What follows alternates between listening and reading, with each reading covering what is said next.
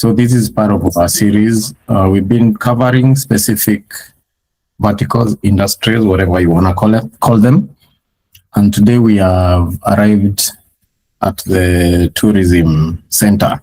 So today we'll be talking about tourism companies and what's their future? What's the future of tourism, especially when it comes to marketing and AI, putting AI in the mix, what that looks like. Anyway, let's dive into it. So the first thing to know is that, because for us, we like, what are the hidden truths that are normal, normally we don't, look at on the surface. So I think one hidden truth that all of us know is that tourism, all should know, is not a travel business, but rather a trust business, right? And the fact of the matter is that great safari companies stay invisible, and we try to see how can we change that, because when you're a great company and people, you're not on top of the head of people, then I think you lose business. Here in Kenya, of course, we know we have our biggest company, which is Safaricom, and they keep reminding us who they are. They're always running campaigns and doing whatever. But anyway, I mean, you could maybe at SME level, you don't have those crazy budgets, but then you have AI. How we're gonna be seeing, how can AI actually now bridge that gap? How can it give us enterprise capabilities that we didn't have? And so the thing is this, most safari companies don't have a booking problem, because I think that's the biggest thing you're looking at when you're a tour and travels company, whatever you want to call it, tourism company. It's that people need to know you exist. And then they need to trust you. But they can't trust you if they don't know you actually exist. So the tours exist, the guides exist, the experiences exist, but are you visible to deliver that? So, and these are familiar statements, I think, and these are not exclusive to, to tourism. This could apply to a lot of other businesses when you change some of these few words. So this is very familiar. Most of our bookings come from travel agents. A lot of companies depend so much on travel agents. We only post when we have time. We rely on referrals. We don't have anyone handling our marketing. This sounds familiar, and especially for SMEs, we've worked with a few of them. Or even another one is we don't have budget. I think that we've had that a lot with some of the ones that we've worked with. And let's say, it's me today who started, my tourism and travel, tours and travel business. And maybe it's me, I've tried to convince my wife to be part of my team, but probably she's hesitant at first. And so I become all the departments. I'm the owner, I'm the salesperson, I'm the one doing the operations, and then I have to build the business from zero. But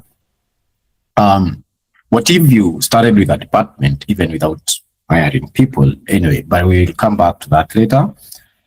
So tourism is actually a trust business. What do we really mean by this? People do not buy into the hotels, into the itineraries or the vehicles. They buy into confidence, safety, memories.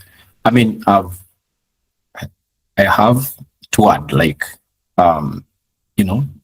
and for me, it's the things that I still remember, it's the memories. And the cost didn't matter for most of the parts, as long as I created great experiences.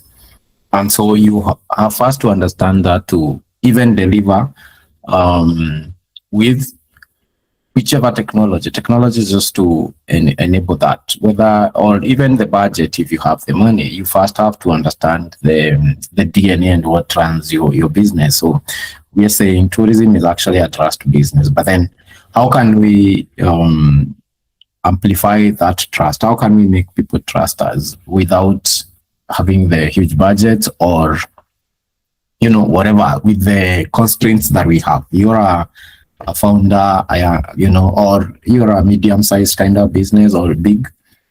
So trust exists before booking. So a tourist spends real money to visit a country they have never seen.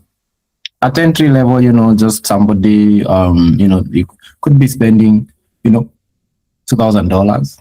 Mid-range, they could be spending $5,000, and at luxury, even they could be spending $10,000. All this without visiting. This is just commitment, right? So we are talking of real trust. So this is the currency that operates in this industry, and there's something interesting that we need to look at. So when we talked of the travel agent being being a part of the equation, and there's a tax to it. They need to get their commission. You don't own the relationship 100% because they didn't come to your platform first, your website or whichever. Now we're starting to see where the bottlenecks when it comes to visibility, repeat bookings, because, there's no relationship. And the dependence on other third parties, which you can't control. If they wake up in a bad mood, then you lose business, right? Then now the real tax, that tax, which is now the visibility tax. So every day people are searching online. That is the reality of the world we live in, right? And everybody is trying to look for discounts, great packages, best customer experience, customer support, and everything. And even the real service to be exemplary. And so everybody is competing out there. So it's a game of who gets the most attention at the end of the day. Even if you have a great product, you still need to get attention as much as you still need to differentiate your product, and your services that you deliver to these people. So there's the visibility tax, there's the agent tax. So those are some of the cost you pay when you don't market yourself aggressively. And the market is brutal. It doesn't care whether you don't have budget or whatever.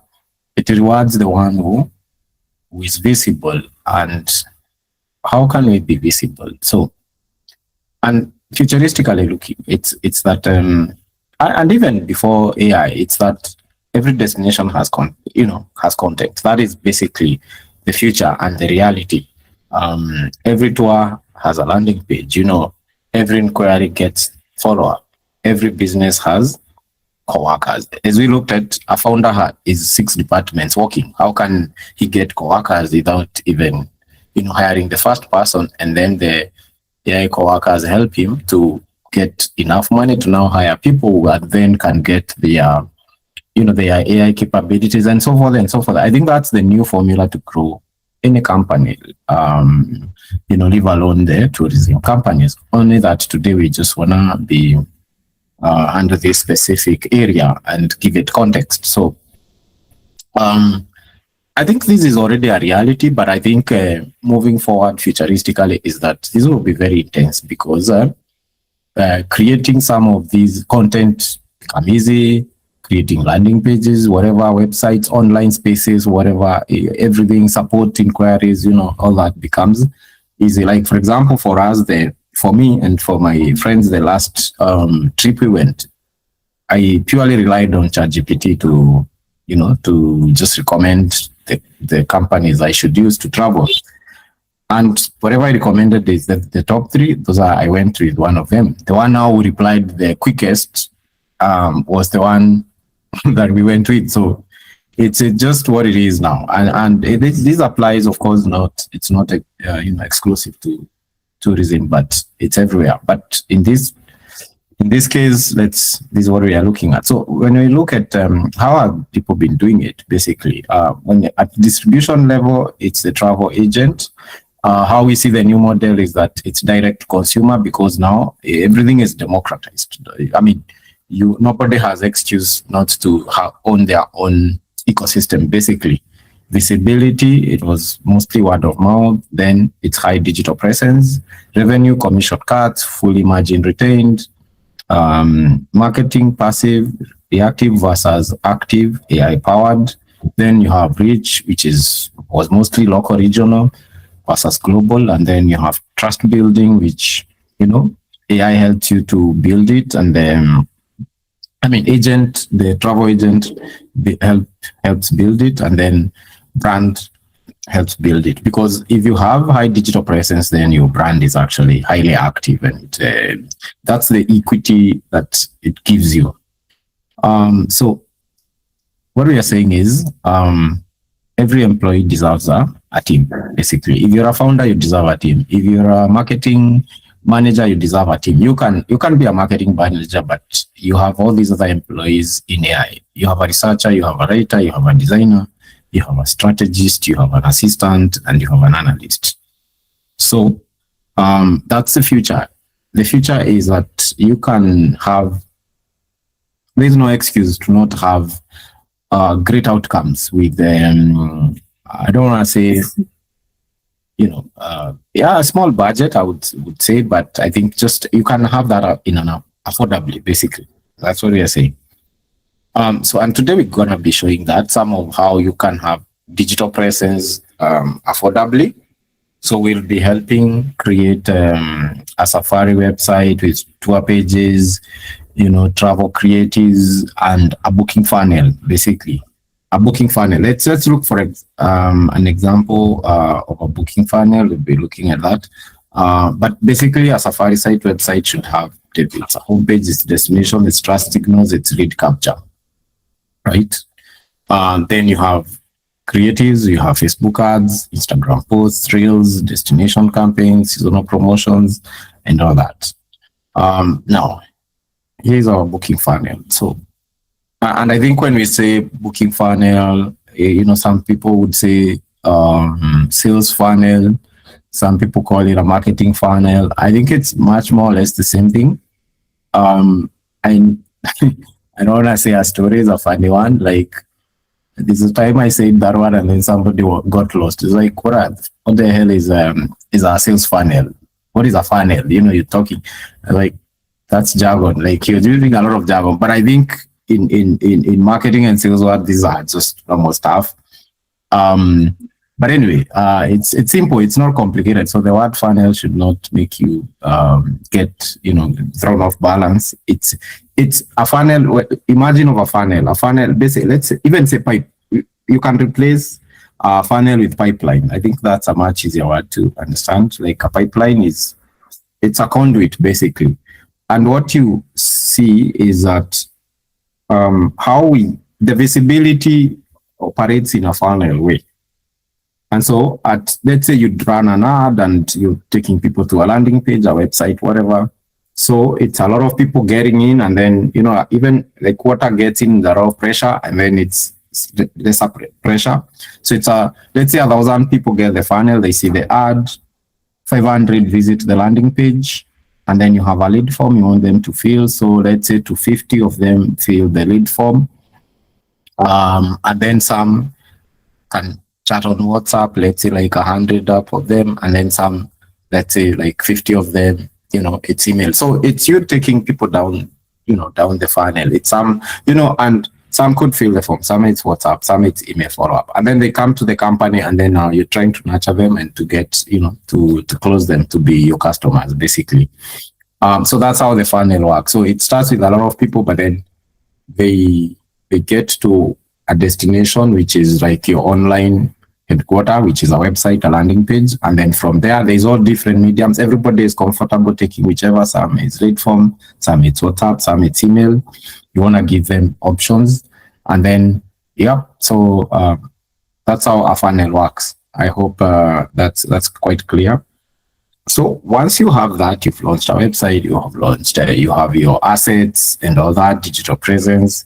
So then I think you're able, and AI is able to just do all these things now, as we shall be seeing. So you want to have dominant digital presence, direct inquiries daily, content engine that is running 24/7, full marketing department, global audience, and then your margins gonna be much bigger, because every business really fails or succeeds at the level of their margins, and then how much you can scale it. But if you scale Bad margins, of course, also it means it will always be very stressful to run that business. So basically, what we're saying is that small companies deserve enterprise capability, especially with AI. AI actually helps the small companies way, way, way more, because small companies didn't have teams, didn't have, it wasn't organized around a lot of people. So, but now AI can give these companies capabilities that they didn't have, not so that they can replace people, they will not need to hire people, so that actually they can grow, so that they can get the revenue to hire people. That is the reality that we are starting to see with AI. It's that it complements human beings and gives them actually the bottlenecks that used to exist now won't exist, because if I can grow a business with AI and then I make money, and then people, I'm able to bring in people to now even amplify the AI further. That's really the game, because at the end of the day, you realize AI needs a bit of hand holding here and there. I don't think we are getting where it's, it's, what is it called? It's science fiction, where it's just running without human intervention here and there. I think that will be necessary. So the more we scale AI, the more we also need to hire people. So anyway, what would your Safari company or your company, whichever you're running, look like tomorrow? Or you probably serve this type of companies, you have them in your marketing agency or whatever.